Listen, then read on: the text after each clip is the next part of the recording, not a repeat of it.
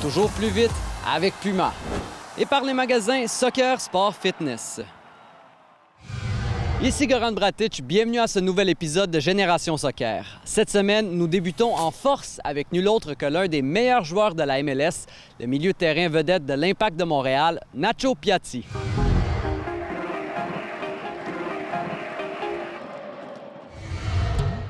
Pour le segment des joueurs de la semaine, on reçoit nul autre que l'attaquant étoile de l'Impact de Montréal et de la MLS, Ignacio Piatti.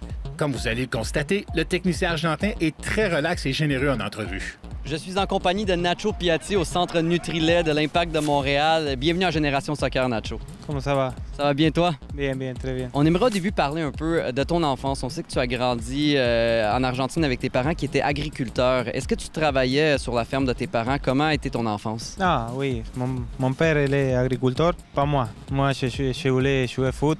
C'est mon père qui m'a apporté pour tous les clubs en Argentine. Et je suis très content de que mon père était derrière moi, porté dans les clubs en Argentine pour jouer foot, que j'aime ça. Nacho, comme on le surnomme, a pendant longtemps été un grand fan de Gabriel Omar Batistuta. Batistuta est considéré comme le meilleur buteur de l'équipe argentine après Lionel Messi. Oui, j'ai un idole. Quand j'ai allé à Roma, en Italie, pour 15-20 jours, et c'est Batistuta qui m'a apporté. C'est mon idole. J'avais 15 ans, 16 ans, et aller à Rome, lui, c'est un idole là-bas. Et après, pour moi, j'étais tous les jours avec lui, c'est très bon. Tu as également brièvement joué avec Saint-Étienne dans la Ligue 1. Est-ce que tu peux nous parler de ton expérience en France de jouer au soccer là-bas? J'étais très bien, content d'aller là-bas. Mais après, le football, c'est un peu difficile parce que c'est tout à une touche, deux touches. Et pour moi, c'est un peu difficile. Moi, je voulais garder le ballon et tout ça. Mais l'expérience, c'est bonne. J'étais un an là-bas. Je n'ai pas joué beaucoup, mais c'est très bon d'être avec grands joueurs. Évidemment, nous ne pouvions pas nous empêcher de demander à Nacho s'il préfère son expérience dans la francophonie, en France ou au Québec. Justement, on aime beaucoup se comparer, nous, les Québécois et les Français. Est-ce que tu préfères jouer ici à Montréal ou l'expérience en France, tu penses que c'était également spécial? Non, moi, j'aime jouer ici, j'aime Montréal. Je suis très bien ici avec ma famille, avec tout. Et je suis vraiment content d'être à Montréal. Je le dis partout à tous que j'aime la ville, j'aime jouer ici. On parle souvent des spectateurs en Argentine, des fans qui sont un peu cinglés, disjonctés. Est-ce que ça se sentait quand tu étais sur le terrain que tu avais la pression derrière absolument de performer? En Argentine, tu ne peux pas sortir dans la ville, tu ne peux pas faire rien là-bas. C'est fou. Parce que tu perds 2 matchs, 3 matchs et tu ne peux pas sortir. Quand tu perds ou quand tu fais un match qui n'est pas bien joué, on commence à comme ça, tout ça, siffler. C'est fou là-bas. La formation nationale de l'Argentine a connu beaucoup de succès dernièrement, mais malgré le succès, il y a eu énormément de critiques, même que Lionel Messi, pendant un moment, a décidé qu'il ne voulait plus jouer. Est-ce que tu penses que les critiques sont trop sévères envers justement la formation nationale? Oui, c'est trop, parce qu'ils sont arrivés à 3 finales. Ils ont perdu les 3, mais ils sont arrivés à la finale. Ça, c'est le plus important. Je ne sais pas si tu es au courant, l'Argentine a gagné la Coupe du monde de futsal dernièrement. Oui, j'ai regardé les derniers matchs. Et on était à Orlando, nous, et on regardait les matchs. C'est très bon de gagner parce que c'est la première fois. Il y a beaucoup de clubs de joueurs qui jouent à futsal. C'est très important pour l'Argentine.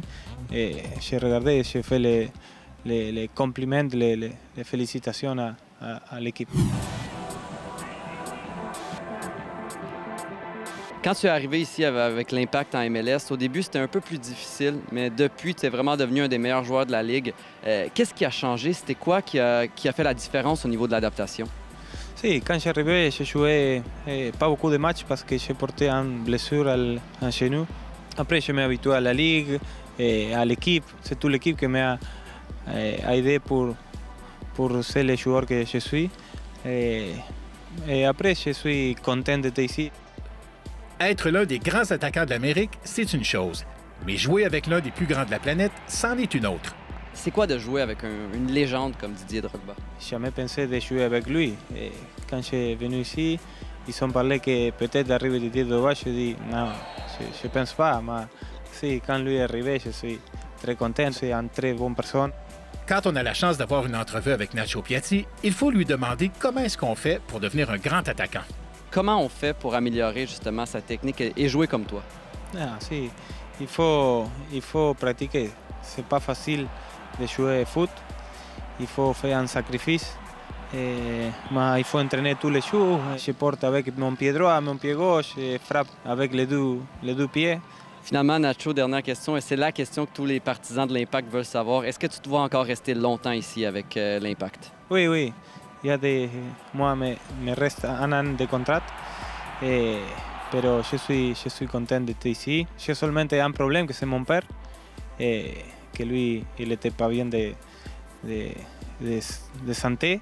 Mais c'est seulement ça que dans ma tête que des fois je dis ok, je retourne en Argentine, mais sinon je reste ici pour 5-6 ans. Merci beaucoup pour cette entrevue, Nacho, et félicitations pour ton français. C'est vraiment très apprécié ici de voir que tu as pris la peine d'apprendre la langue locale. Et on te souhaite la meilleure des chances pour le reste de la saison. Ok, merci beaucoup. Moi, j'aime le français, j'aime parler aussi. Pardon si je dis quelque chose mal, mais c'est bien d'apprendre pour parler. Mais je dis merci à toi et à tous pour l'interview. Merci beaucoup. Merci beaucoup. En peu de temps, Ignacio Piatti est devenu l'un des meilleurs attaquants d'Amérique du Nord. Mais il y a plus important encore. Nacho est désormais un vrai modèle de réussite pour nos joueurs et joueuses qui veulent atteindre le plus haut niveau. Selon plusieurs de ses coéquipiers, il est un exemple pour son éthique de travail sur le terrain, comme pour son attitude vis-à-vis des fans. Après la pause, nous sommes au nouveau championnat de la Ligue Excellence du Québec.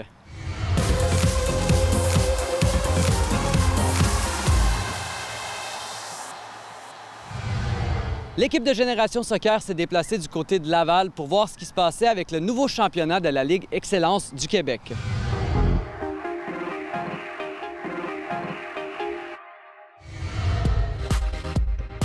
La Ligue de développement Excellence est un nouveau championnat de la Fédération de soccer du Québec qui avait le jour en 2015. Les meilleurs joueurs et joueuses de nos programmes de sport-études s'y sont récemment affrontés et nous en avons profité pour rencontrer plusieurs acteurs importants du développement du soccer québécois.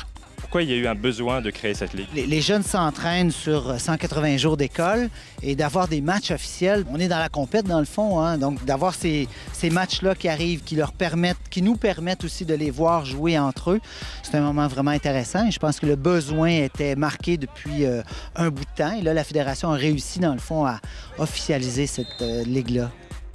Les joueurs U14 du Centre national et de l'Impact de Montréal étaient aussi sur place.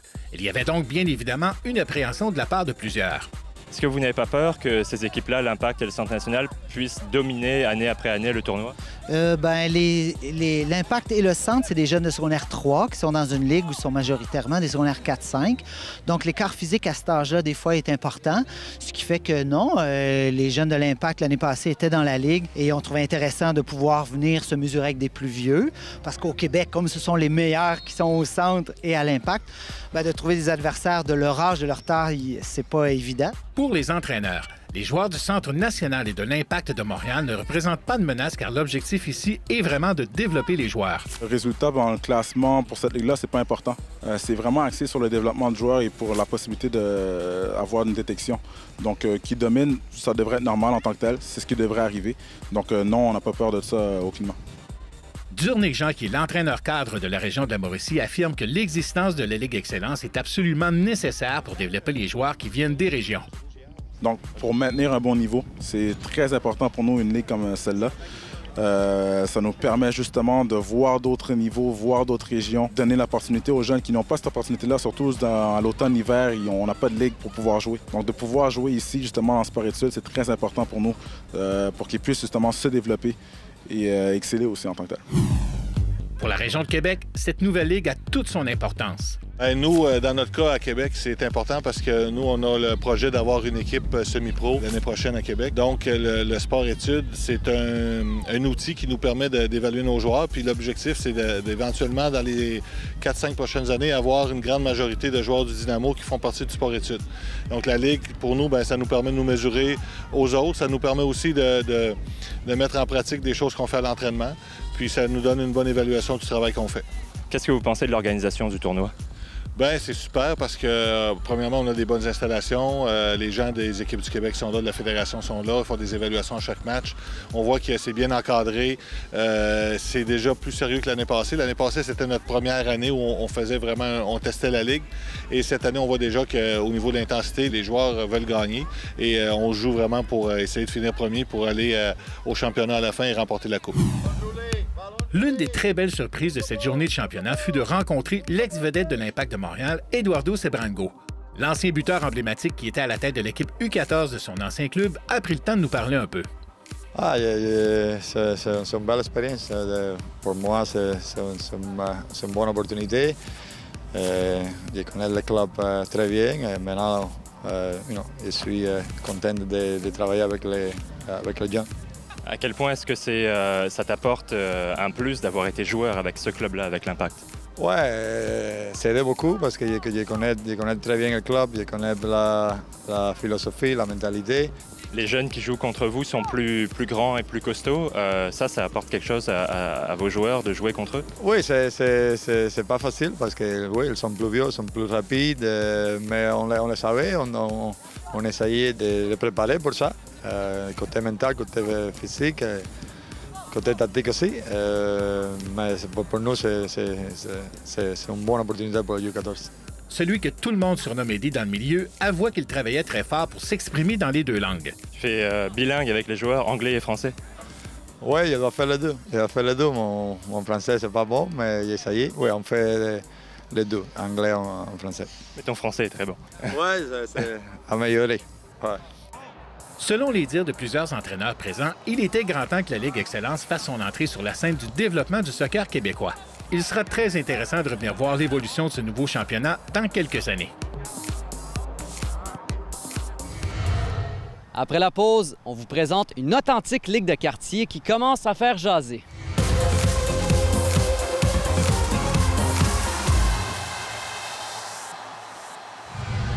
Andrea Puzzo est en quelque sorte un entraîneur qui se spécialise auprès des jeunes joueurs de talent qui jouent dans les parcs à Montréal. Nous avons rencontré ce personnage unique et sa nouvelle ligue de quartier.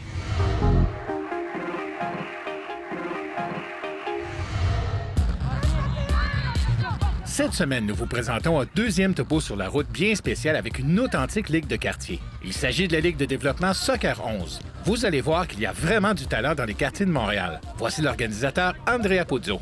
J'ai coaché plusieurs années les clubs fédérés, puis je me suis aperçu que la plupart du temps, le plus gros problème que j'avais, c'est qu'il y avait beaucoup de jeunes qui voulaient jouer, mais il n'y avait pas les moyens de jouer. Puis partout dans le monde entier, le sport est gratuit. C'est juste en Amérique qu'il faut que les enfants paient. Puis lorsque je parlais avec les jeunes, dans le temps je coachais les clubs fédérés, ils me parlaient toujours des matchs dans le bled, des matchs entre eux dans le bled. J'ai voulu créer ça en faisant des championnats réellement de quartier. Ils proviennent de différents quartiers, à peu près 10 quartiers. On en a de Saint-Laurent, de Quartier-Ville, de Parc-Extension, de Villeray, de Mercier, à Machène. On en a d'Anjou. On en a également de Côte-des-Neiges. On a une petite équipe, le U13, qui vient de Laval. Beaucoup de jeunes, plus de 3/4 des jeunes ne jouent dans aucune équipe.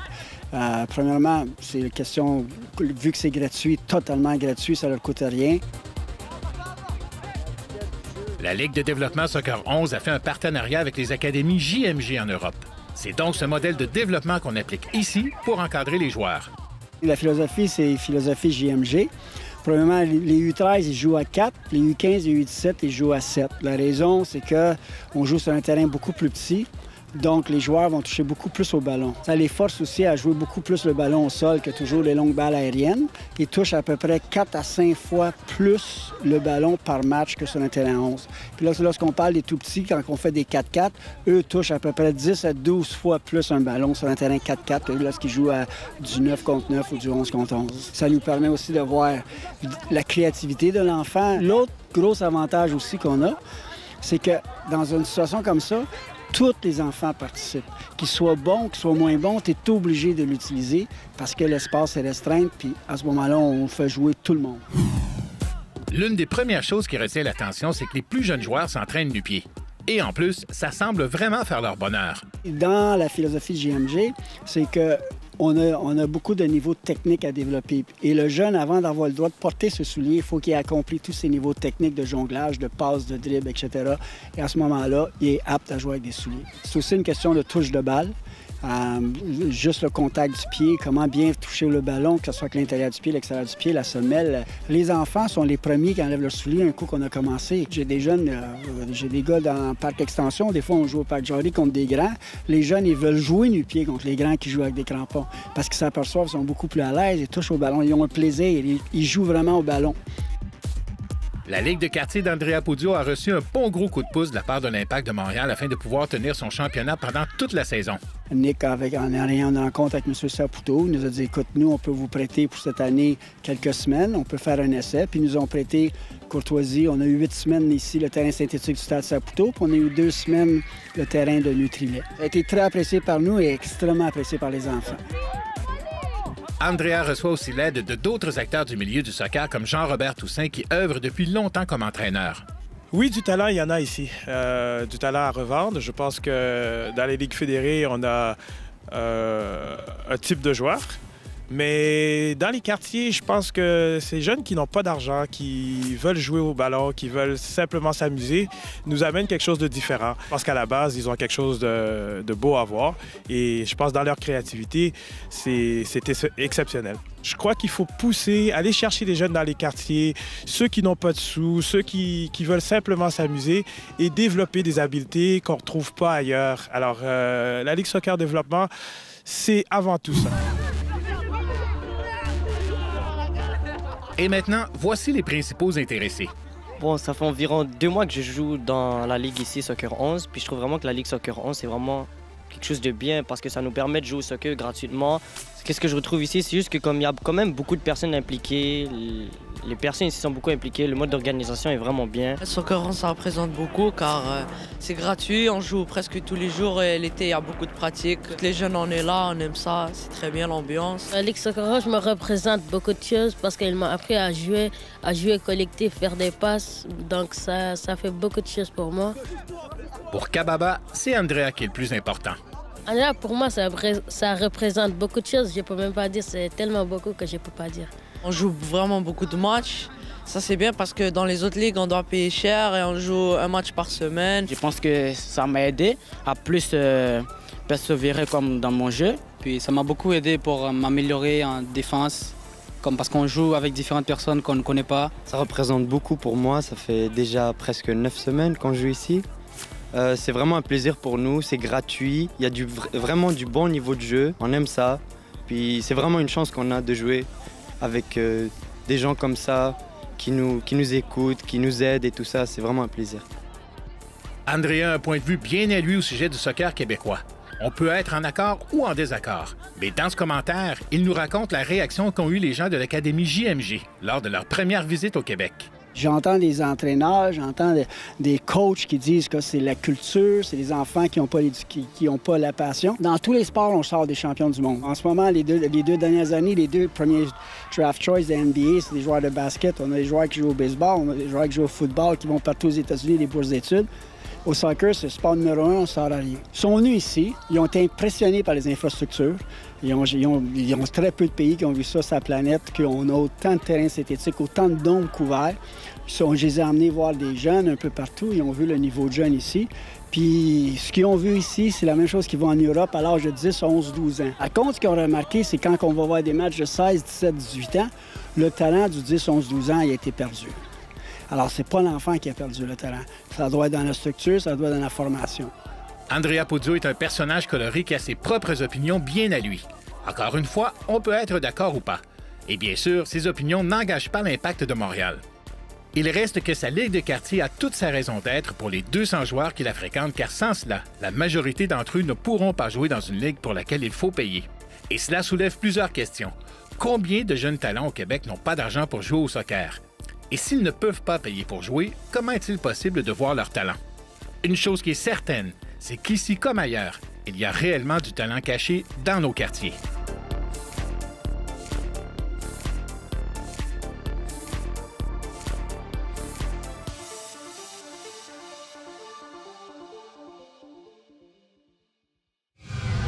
Après la pause, comment revenir au jeu après une blessure à l'aine?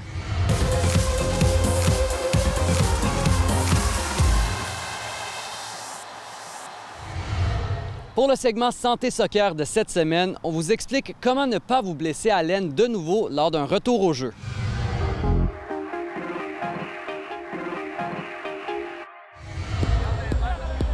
Pour le segment Santé Soccer de la semaine, on vous montre comment prévenir une nouvelle blessure à l'aine. Maxime, surtout en début de saison, mes coéquipiers et moi, on se retrouve à avoir des douleurs à l'aine.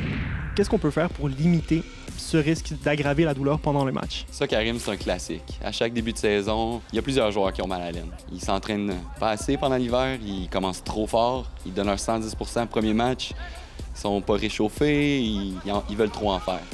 Pour protéger ton aine, on utilise le bandage. C'est vraiment efficace. Mais un bandage à l'aine, ça va pas venir limiter mes mouvements pendant le match? Oui, ça va limiter. Tu as raison. Tu pourras pas donner tout ce que tu veux. Tu pourras pas frapper aussi fort. Tu pourras pas courir à ta pleine capacité. Et si on veut que tu joues, on veut que tu sois sur le terrain, on veut pas aggraver la blessure à l'aine, on veut la protéger, il faut y aller avec le bandage. Pour les besoins de la cause Karim, on va le faire par-dessus ton short, mais normalement, on le ferait directement sur le sous-vêtement. Tu vas prendre ta jambe et tu vas venir faire un tour vers l'intérieur. Parce que le mouvement qu'on veut limiter, c'est d'aller trop loin vers l'extérieur. On va commencer 3 bandes au niveau de la cuisse qu'on enroule, assez serré, mais pas trop pour pas couper la circulation sanguine. On va monter tranquillement en superposant les couches vers le bassin. Rendu à la hanche, on vient faire 2 grands tours au niveau du bassin. Ensuite de ça, on vient croiser les bandes devant la cuisse. On fait 3, 4 croisements devant. Et on finit le tout avec 2 bonnes bandes de tape. Juste bien solidifier le tout, pas que ça bouge pendant que tu vas jouer.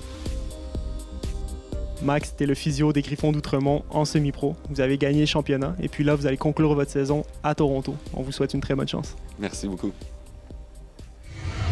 J'espère que cet épisode de Génération Soccer vous a plu. C'était Goran Bratic qui vous dit à la prochaine.